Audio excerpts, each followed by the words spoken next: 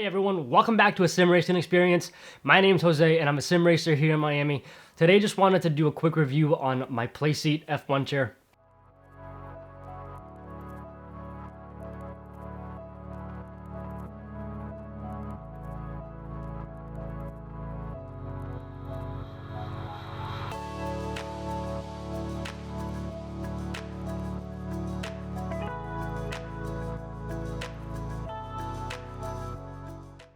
I've had the chair for nearly a year and just wanted to look back on that year and kind of look back on everything that has happened with the chair in terms of everything that's been added to it, how it's responded to everything that's been added to it, and just kind of my experience with it, that it's become something that I use every single day. So starting with the build quality of the chair, when I received the chair, it definitely felt like a great product. That it felt like a heavy duty product.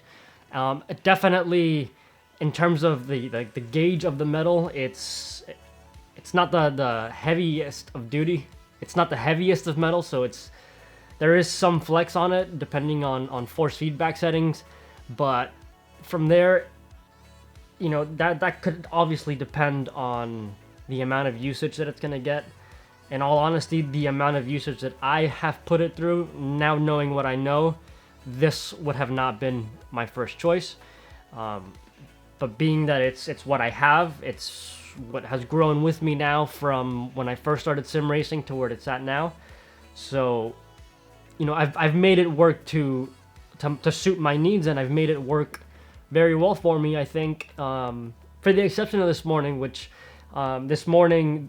is actually what prompted this entire video, was because it's, like I said, been nearly a year, and this is now the second wheelbase that I put on it. I originally had the TGT, and now I have the Club Sport 2.5.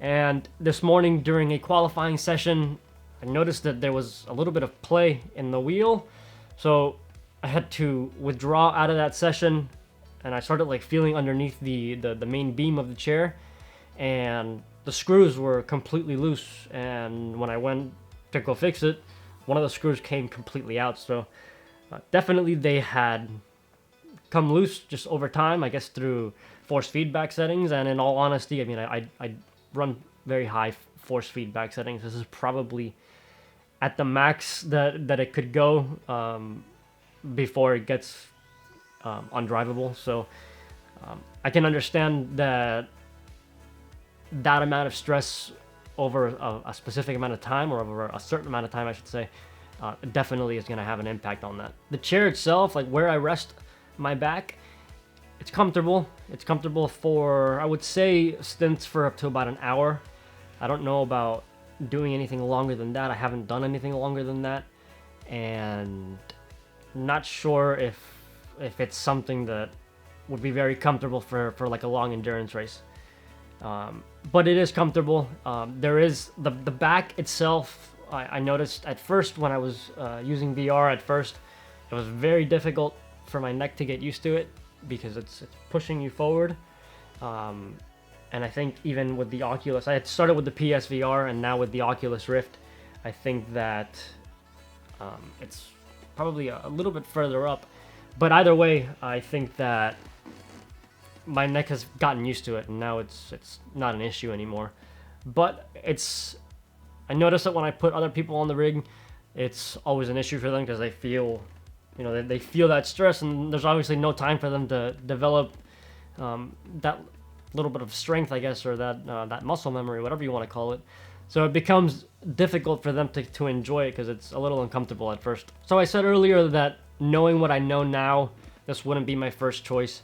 And mostly because now I've really turned into driving more of the GT cars and doing a little bit of the open wheel stuff as well. I love the chair. I love the look of the chair. I love the quality of the chair. But in all honesty, I do think that it's just a very pretty expensive toy. Definitely not something for endurance sim racing, or long stints, or definitely putting it through a long period of use.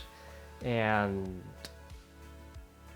I would definitely say that if I was going to get another chair, which eventually I am, I'm gonna be building a more of a GT rig, but something that I hope can be modular. I do enjoy the open wheel stuff, and I do enjoy sometimes the leaned back position, but I think that the GT thing makes a lot more sense for the long term.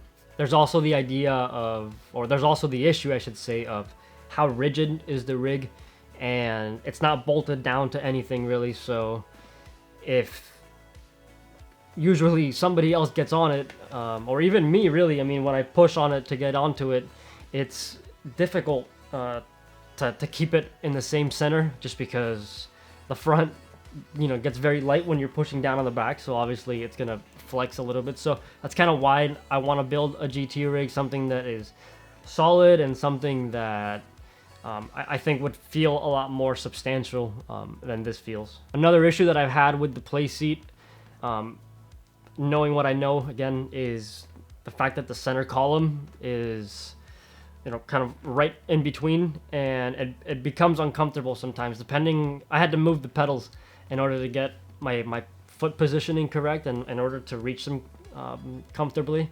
You know, when you think about it, when you're in the car or in a race car or in any car, there's nothing there. I mean, yes, there is a steering column, but it's through the firewall, and you can't, you know, it's not in your way, it's not hitting your knees or anything. So that's kind of a downside to that. And it's just an issue sometimes, like not really an issue, it's just slightly uncomfortable getting in and out of it. But other than that, if I've been able to get past those issues, I mean, and I think that I have, they're such tiny little things that I just want to talk about, because I think that they're worth talking about, because it's something that I experience every day as an owner of this chair, and definitely just wanted to make a video about it and just share my thoughts about it. And you know, I'm really looking forward to building that GT rig, also because I want to continue to do a lot of live streams and a lot of the driving videos, and I want to be able to connect with people directly while I'm doing that. And it's very difficult for me to, I mean, it's impossible for me to look at you and have a conversation with somebody, or just at least acknowledge that somebody is there, whether it's on a stream or, you know, whatever it might be. I want to be able to look at the camera and talk to people and answer them.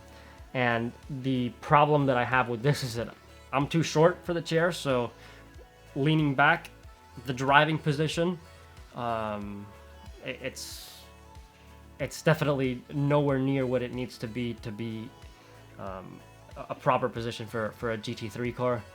And even for the F3 car or the open wheel cars, it's just hard for me because my wheel is like up here, so for me it's very difficult to be able to put a video out whether I'm driving or doing a stream where I'm actually just looking at the screen to use it to drive. I want to be able to do that. I just want to be able to do that comfortably, and right now it's definitely not. I think this chair in the future is going to become a separate rig. There is kind of another idea that I have been working on with a separate rig, just to be able to do several other projects on some other platforms. So that's still kind of just floating around in my head, not sure where that's going to go, but I definitely, once I have that GT rig, I think I already have all the other pieces available from my previous equipment, that I can build another rig, and let's see what that comes up with. You know, we can do a lot with them, and we can do a lot, hopefully connect with a lot more people with having another rig. You know, whether maybe we can do streams where I have other drivers here, and you know, we can do live streams together from two sims.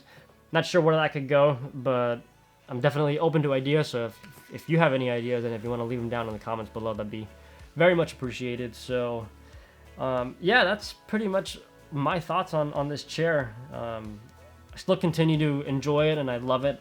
It's fine now. I tightened everything up, and everything's good to go. And I think that it might have been loose for quite some time, because now it feels even more solid. So I'll keep messing with it. I'll keep you know, having fun with it for a little while longer, until I can pull the plug or pull the trigger, I should say, and get that GT rig built up and going, and we'll have everything set up around that rig as well, with the cameras and the lights and all that stuff, so that we can be able to produce content from there as well. So that'll be it for today. If you like this video, please hit the like button. It really does help me out. It helps me to continue to grow the channel, and it really helps to push that growth. So I would definitely appreciate it if you would hit the like button, and if you want to continue to see more of this content, please consider subscribing, and I will see you in the next one. See you later.